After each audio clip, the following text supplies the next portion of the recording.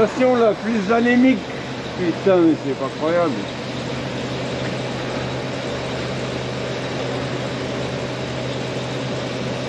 Je suis à fond.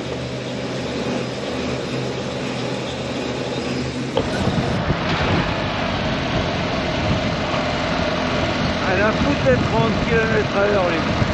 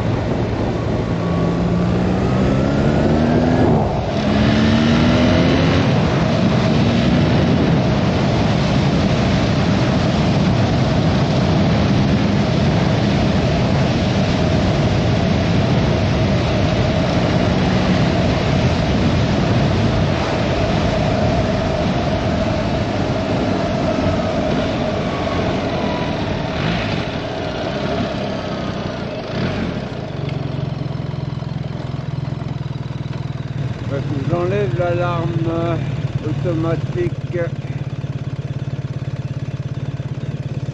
Alors, assiste, réglage. Oh là là là, c'est compliqué pour un vieux schnock comme moi. Régulation, collision, air changement de voie, je sais pas. Ah oui, in clip. Non, c'est pas ça. Réglage du véhicule. Alarme anti-vol, voilà. C'est activation automatique. Voilà. Non. Hop. Trafic.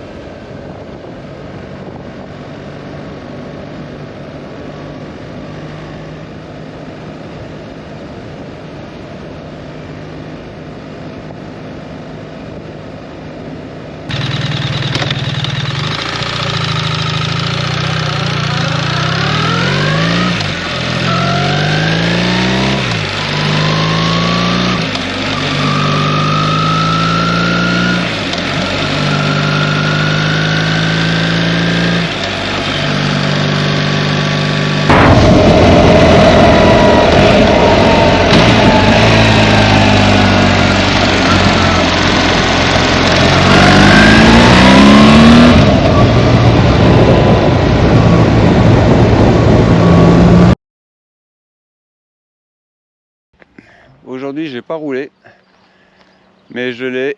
Qu'est-ce qu'on est aujourd'hui? Samedi, et donc je lui ai mis 500 bornes en 2 jours. Rien d'énorme en soi, mais il fallait absolument que je roule. Ça faisait 4 mois que j'avais pas roulé. Donc nous sommes en Alsace, au milieu des champs de colza, et je vais vous parler de cette magnifique bécane. Et je l'ai un peu tuné parce que je trouvais ça assez horrible en gris. Donc j'ai acheté un film sur AliExpress. Je sais, c'est la chinoiserie, du covering, mais bon. Cette bécane, comparée toujours à ma GS 2008 Adventure, qui faisait 105 chevaux, une machine merveilleuse, jamais eu un problème, si ce n'est à 95 000. Cette bécane, je la voulais en noir avec des jantes dorées. Malheureusement, il aurait fallu attendre 3 mois et on est au mois d'avril. 3 mois, c'était pas possible. Donc j'ai pris celle qui était dispo le jour J.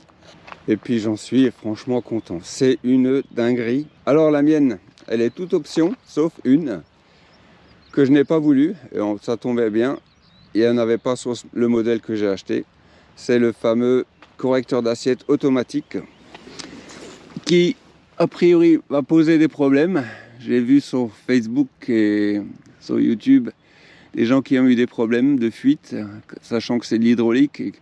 J'avais déjà ça sur mon 2008, sauf que c'était manuel pour passer en mode tout-terrain. Il fallait activer le système, et là, la bécane montait de 3 cm grand max pour avoir une meilleure garde au sol et raffermir les suspensions. Là, c'est non-stop. Au-delà de 30, ça monte. En dessous de 30, ça descend. On peut le mettre en auto, en manuel. Donc, je l'ai pris sans cette option. Et ma foi, ça va. Je ne suis pas dépaysé. La position de conduite est exactement pareille. C'est impressionnant. Je retrouve l'aisance que j'avais sur mon GS. Et celle-ci a le mérite d'être encore plus maniable. Alors il semblerait qu'ils aient changé le train avant en déportant certains trucs pour... Enfin bref. Franchement, c'est de la balle. Toutes les options, bien sûr. J'ai le radar adaptatif, la bulle électrique, les sièges chauffantes, l'ABS Pro, les loupiottes devant. Qu'est-ce qu'il y a? Le démarrage en côte assisté. Ah, donc ça bloque les freins. Je ne sais pas devant ou derrière. Certainement derrière. Ça marche au poil. Mais grosse révolution, c'est les watts. Mais c'est incroyable. Je suis passé du truc souple, mais un peu anémique. Les watts arrivaient vers 5-6 000 tours. Et souvent, 5-6 000 tours, c'est plaisant, mais bon. Là, ça pousse de 2000 jusqu'à 5000. Je ne suis pas allé au-delà. Si, je suis à 6000, allez. Puisqu'elle est en rodage. J'ai que 500 bornes. J'ai la révision dans mes prochains 500 bornes. Et j'espère que ça corrigera le principal problème que j'ai sur cette bécane, le bruit du moulin. Et c'est hallucinant. Alors je ne sais pas si c'est le shift cam, la chaîne de distri. Il semblerait qu'à la première révision, ça s'atténue grandement. Et j'espère, parce que ça fait quand même vachement flipper. C'est-à-dire qu'entre 3005 et 4000 tours, qu'on accélère, mais surtout en décélérant, j'ai remarqué, tu as l'impression que la bielle va sortir du moulin, quoi. La chaîne où elle est détendue, la chaîne de distri est détendue, je ne sais pas. Enfin bref, c'est assez flippant, mais comme elle est garantie, on verra, l'avenir nous le dira. Concernant la monte, rien à dire. Je connaissais les Tourance Next, ça c'est la version 2, c'est de la balle. J'ai pris 40 degrés d'angle de chaque côté, les doigts dans le nez. Ça bouge pas. Et voilà, donc prochainement, je vais aller dans les Dolomites, croise les doigts, il ne devrait pas y avoir de problème.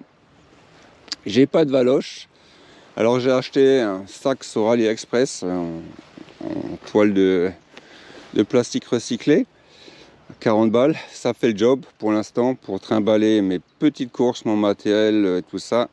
C'est fixé avec des sangles, mais ça sur le support d'origine. J'ai un peu galéré pour l'installer, mais bon, ça le fait. Alors, au niveau option aussi, j'ai acheté le cradle de chez BM. Alors, son marron chez BM, j'ai demandé chez BM, là où j'ai acheté ma moto, combien ça coûte. On m'a dit 260 €. Ah ouais, faites une réduc. Ouais, allez, 235. Je l'ai acheté neuf chez BMW sur internet, BMW Motorrad en Allemagne. 190. Cherchez l'erreur. Pixel 6, il marche très bien et il se recharge par induction. Et ça tient.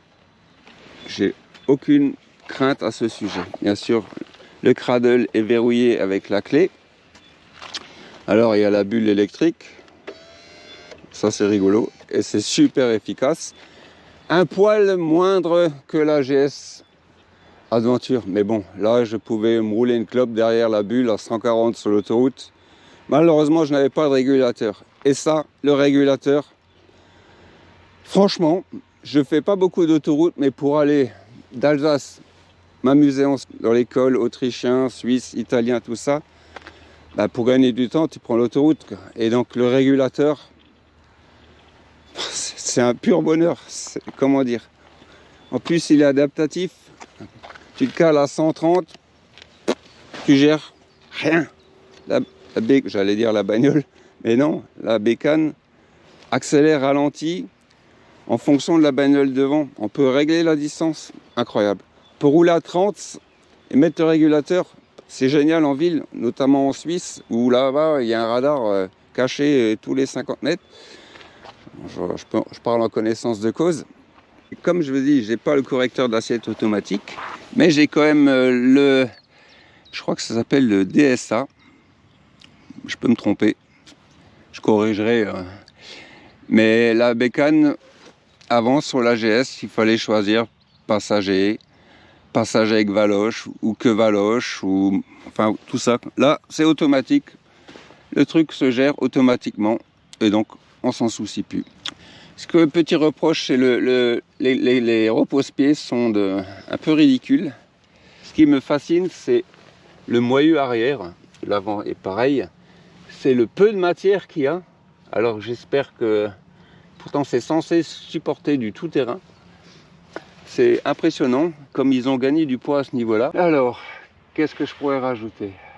Ah ouais, refroidissement liquide dit ventilo. Alors hier il faisait combien de degrés? 16 au meilleur moment de la journée. Je me suis arrêté 2 minutes. Ça a chauffé. J'ai l'impression d'avoir une bioule. Mais bon, c'est réglé. Je me soucie pas de ça. Ça devrait fonctionner nickel. Qu'est-ce que je vais changer? Bah, je vais certainement rajouter une bulle fumée pour qu'elle soit totalement Schwarz. C'est une triple black. Alors là, ça sera une quadruple black. C'est que je change le... Non, je déconne. Ça aussi, ils ont eu des problèmes avec ça. Beaucoup de gens n'ont pas compris, mais c'est d'une simplicité. Tu mets le contact, tu coupes le contact, tu attends 3 secondes et tu ouvres. Bien sûr, il fallait que ça déconne maintenant. Et c'est fermé, clic-clac, merci Kodak. J'ai décalé aussi le cradle, puisque d'origine il est au milieu. Je ne sais pas à quoi ils pensent les gens chez BM. Je sais qu'ils aiment bien l'asymétrique, mais là c'est fini l'asymétrique. Donc ce matin j'ai démonté la bulle, 4 vis, c'est un jeu d'enfant. Il y a juste les plastocs, là, des flecteurs qui montent avec la bulle et qui sont ultra efficaces. Bien qu'il y ait une légère turbulence, mais bon, c'est super. Et ça aussi, c'était mon gros sur la GS Adventure 2008. Quand il fait 35 degrés et que tu es en pleine ville et que tu n'as pas un pet d'air qui passe, que ça soit à 30, à 50, à 100 ou à 140, tu es derrière la bulle, à l'abri du vent, et donc tu crèves de chaud. Là, il fait chaud, tu descends la bulle, tu mets les lunettes de soleil, tu profites un peu de l'air qui vient sur ta gueule, et franchement, c'est plaisant. Oui, je sais, AliExpress. Là, j'ai un peu merdé, là, il y a une petite bulle là, mais bon, trop chauffé. C'est la première fois que je faisais du covering, mais bon, je suis globalement satisfait de moi. Voilà. Donc, je vais reprendre la route, parce que là, La température commence à monter doucement et j'ai ma veste de Motal. J'ai rien oublié. La béquille aussi, ça, tiens, si, ça, la béquille. Alors, la béquille arrière, ce système-là, pour faciliter le relevage et la prise en main de la béquille, enfin la prise au pied plutôt. Ma foi, c'est pas con, mais le petit ergot pour la latérale, avant il se trouvait derrière et j'avais l'habitude, quasiment, faut que je reprenne l'habitude, le petit ergot se trouve maintenant entre le sélecteur et le repose-pied. Donc c'est un peu perturbant, mais j'ai l'habitude. Bon, voilà, j'ai plus de batterie, je vous laisse.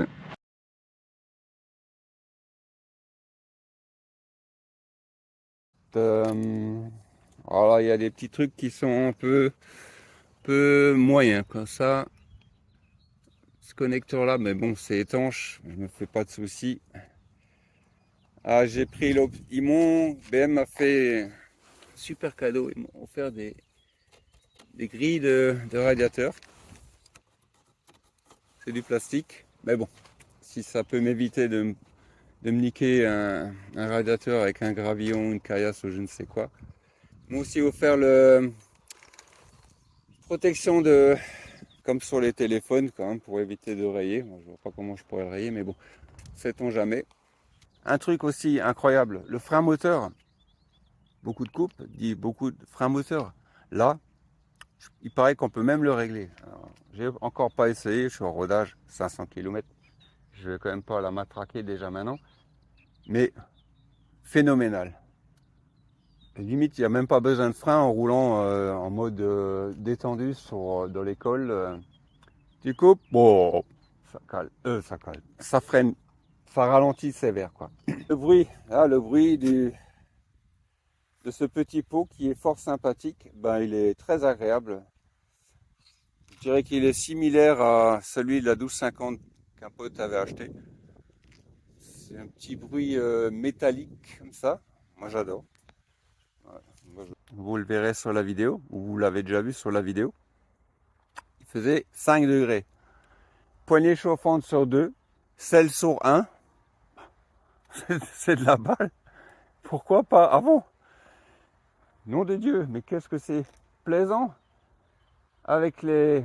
Franchement, j'avais pas froid. Et puis, je me suis pas traîné. Bien que c'est limité à 70. Mais bon, je dis souvent mais bon. Hein. Et voilà, voilà, voilà. Sur ce, je vais retourner. Ça va... Ah oui, là, ça aussi. Ça, c'est... Franchement, pourquoi pas avant? Hein? Avant, elle était droite. Une galère pour gonfler. Là, hop. Coudé. Pourquoi pas avant? C'est quand même pas compliqué. Les valves à l'échappement, il y en a plein qui la virent en mettant un petit système pour tromper l'ordinateur, puisque cette valve s'ouvre à certains régimes, je ne sais pas lequel. Mais voilà, de toute façon ça j'y touche pas. Décatalyser, je ne le ferai pas. Parce que dans les chers pays voisins, notamment en Autriche, ils sont très pointilleux là-dessus, sur le bruit, la pollution. J'ai pas envie d'être emmerdé. L'absence de phare à l'arrière, franchement, je m'en bats les couilles. Je me vois pas rouler de derrière. Donc, c'est super efficace. Les clignots à l'avant sont intégrés dans les pare-mains. Il suffit de pas tomber parce que j'imagine le prix d'un tel objet. Bien que en sortant d'usine, ça doit coûter 10 euros. Et BM doit le vendre 140 ou voire plus, j'en sais rien. La bulle électrique, ça j'en ai déjà parlé, les LED c'est l'option pro, Matrix bidule, ça éclaire. Alors un pote m'a demandé si ça passait automatiquement plein phare à code si je croise quelqu'un, j'en sais rien, je pense pas. Après si ça le fait pas, bah tant pis. Hein. C'est pas la priorité du jour. Voilà, voilà. Qu'est-ce qu'elle est belle et qu'est-ce que ça marche bien. Fichtre. Allez.